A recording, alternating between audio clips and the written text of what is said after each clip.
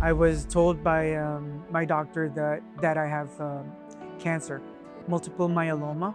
And so I started my treatment in Dubai. So I was told by my doctor that after 4 cycles, I had to go and do a bone marrow transplant, or they also call it autologous stem cell transplant. When the time came, my doctor referred me to a doctor here in Mumbai, Dr. Sameer Tulpule. Now, as some of you know, multiple myeloma is a cancer of the blood and bone marrow. It is not curable, but can be controlled very, very well with modern medications.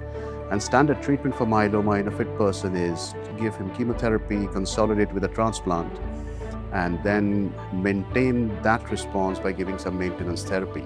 So basically, I've met Dr. Sameer Tulpule, and they explained to me how the process is. They made sure I had all the tests done prior to being admitted to the hospital. His transplant period within the unit was quite good. He tolerated transplant very well with very few side effects. Thank Dr. Sameer Tulpule for everything. He explained everything to me well. I was very relaxed and I was very confident about the procedure here in Nanavati. Thank you very much, Doc.